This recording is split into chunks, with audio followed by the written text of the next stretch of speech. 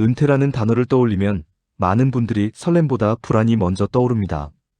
평생 다니던 회사를 떠나 이제는 쉬어야 한다고 하지만 정작 생활비와 노후 자금에 대한 고민은 더 커져만 갑니다.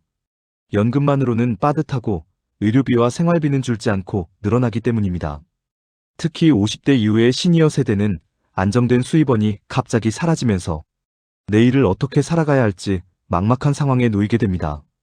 하지만 반드시 불안만 있는 것은 아닙니다. 은퇴 후에도 꾸준히 돈이 들어오는 길은 열려 있습니다. 조금의 노력과 용기만 있다면 퇴직 후에도 매달 일정한 수익을 만들어갈 수 있습니다. 오늘은 은퇴에도 걱정 없는 삶을 위해 실제로 퇴직 후 부업으로 꾸준히 돈을 벌고 있는 3가지 사례를 이야기해 드리겠습니다. 그리고 누구나 따라할 수 있는 방법들을 정리해 보겠습니다. 첫 번째 사례입니다. 서울에 사는 박 선생님은 평생을 회사원으로 살다가 정년 퇴직을 했습니다. 퇴직 후 처음 몇 달은 자유를 즐기며 여행도 다니고 친구들과 모임도 가졌습니다. 하지만 시간이 지나자 생활비 부담이 크게 다가왔습니다. 연금만으로는 식비와 관리비 그리고 예상치 못한 병원비를 감당하기에 턱없이 부족했습니다. 그러던 중 우연히 참여한 주민센터 강좌에서 온라인 중고거래를 알게 되었습니다.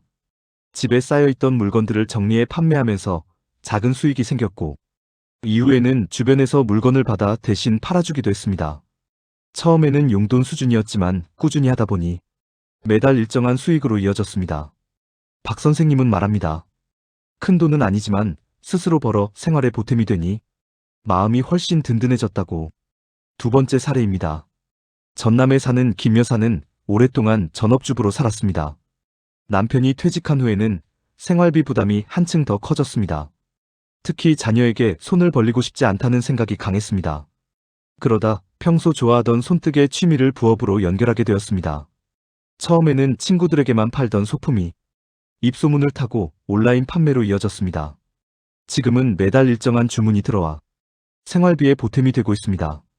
무엇보다도 좋아하는 일을 하면서 돈을 벌 수 있다는 점에서 삶의 즐거움이 커졌습니다. 김 여사는 이렇게 말합니다. 나이 들었다고 해서 새로운 일을 못하는 것은 아니다. 조금만 용기를 내면 누구든 부업으로 소득을 만들 수 있다. 세 번째 사례입니다. 경기도에 사는 이 선생님은 퇴직 후 무료함에 지쳐 있었습니다. 하루 종일 집에만 있다 보니 몸은 무겁고 마음은 허전했습니다. 그러던 중 이웃의 권유로 경비 아르바이트를 시작했습니다.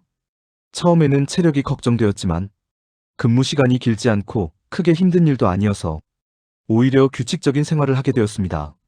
매달 안정적으로 들어오는 급여는 생활비에 보탬이 되었고 사람들과 어울리며 대화하는 시간이 많아지니 외로움도 줄었습니다. 이 선생님은 말합니다. 돈을 벌기 위해 시작했지만 건강과 사회적 연결까지 얻을 수 있어서 은퇴 후 최고의 선택이었다고. 이 3가지 사례는 모두 다른 모습이지만 공통점이 있습니다. 퇴직 후에도 새로운 일을 시작해 매달 꾸준히 돈이 들어오는 구조를 만들었다는 점입니다. 누구나 가진 경험과 취미, 그리고 조금의 시간과 노력을 활용해 부업은 충분히 가능하다는 것을 보여줍니다. 그렇다면 어떻게 하면 시니어 세대가 안전하고 꾸준히 돈을 벌 수 있을까요? 첫 번째는 나의 장점을 찾는 것입니다.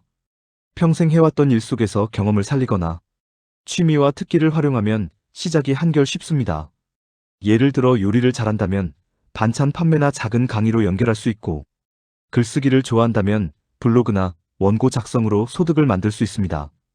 두 번째는 작게 시작하는 것입니다. 처음부터 큰 수익을 기대하기보다는 소소한 용돈벌이로 접근하는 것이 부담을 줄여줍니다. 작은 성공이 쌓여야 자신감이 생기고 그 경험이 더 큰 기회를 만들어줍니다. 세 번째는 디지털 활용에 도전하는 것입니다.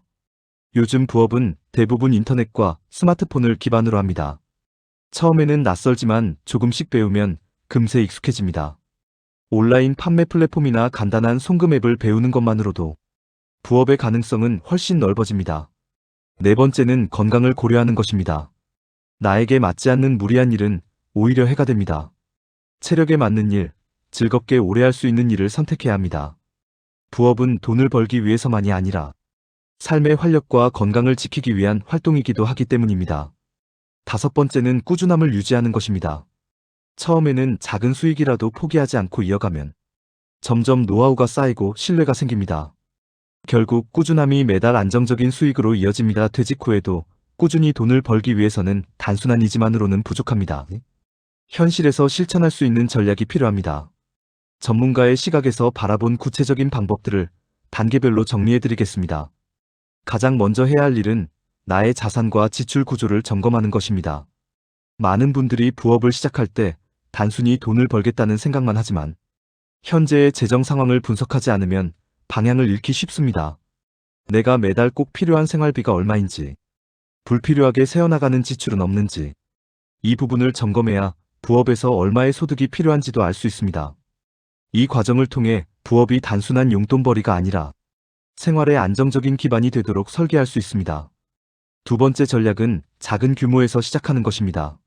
처음부터 큰 수익을 목표로 하면 부담이 커지고 금세 지치게 됩니다.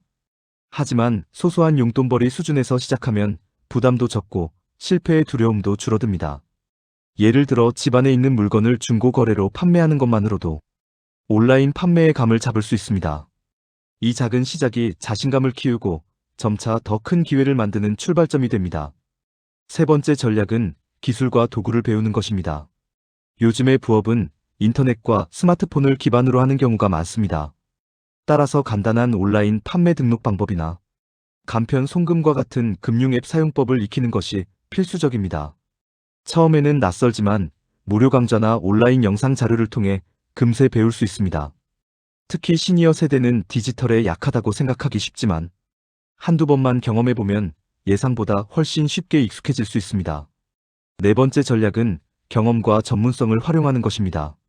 퇴직 후 가장 큰 자산은 돈이 아니라 경험입니다. 교직에 종사했던 분은 작은 학습 모임을 열 수 있고 회계나 관리 업무를 했던 분은 소규모 사업자를 돕는 일을 할 수도 있습니다. 수십 년 동안 쌓은 경험은 단순한 취미 이상의 가치가 있으며 이를 활용한 부업은 안정성과 신뢰성이 높습니다. 다섯 번째 전략은 건강을 고려한 선택입니다.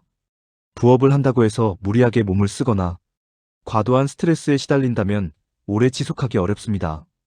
따라서 자신의 체력과 상황에 맞는 일을 고르는 것이 가장 중요합니다. 간단한 글쓰기나 상담, 온라인 판매처럼 집에서 편하게 할 수 있는 부업도 많습니다. 돈을 버는 것만이 목적이 아니라 건강과 즐거움을 함께 챙길 수 있는 활동을 선택하는 것이 좋습니다. 여섯 번째 전략은 소득원을 분산하는 것입니다. 한 가지 일에만 의존하면 위험이 커집니다. 작은 금액이라도 여러 곳에서 수입이 들어오면 생활은 훨씬 안정적이 됩니다. 예를 들어 연금은 기본소득이 되고 부업에서 일정 수익을 얻으며 소규모 배당 투자에서 추가적인 현금 흐름을 만든다면 전체적인 재정 구조가 든든해집니다. 일곱 번째 전략은 네트워크를 활용하는 것입니다. 퇴직 후 가장 큰 문제 중 하나가 사회적 단절입니다. 하지만 지인 모임이나 지역 커뮤니티에서 얻는 정보 속에는 부업의 기회가 숨어 있습니다. 누군가는 일손이 필요해 함께 하자고 제안할 수 있고 누군가는 판매처나 거래처를 연결해 줄 수도 있습니다. 혼자가 아니라 함께하면 위험도 줄고 재미도 커집니다. 여덟 번째 전략은 기록과 관리입니다. 부업은 취미가 아니라 수입 활동입니다. 따라서 수입과 지출을 정확히 기록하고 관리해야 얼마나 이익이 남는지를 알 수 있습니다. 작은 부업이라도 가계부를 작성하거나 엑셀이나 간단한 가계부 앱을 활용하면 노하우가 쌓이고 수익 구조를 개선하는 데 큰 도움이 됩니다. 아홉 번째 전략은 실패를 두려워하지 않는 태도입니다. 새로운 일을 시작하다 보면 크고 작은 시행착오가 생깁니다. 하지만 이 과정을 통해 배운 경험이 쌓여야 더 나은 방법을 찾을 수 있습니다. 실패를 겪었다고 해서 멈춘다면 거기서 끝이지만 실패를 경험으로 삼는다면 더 단단한 부업 구조를 만들 수 있습니다. 마지막 전략은 즐거움과 지속성입니다.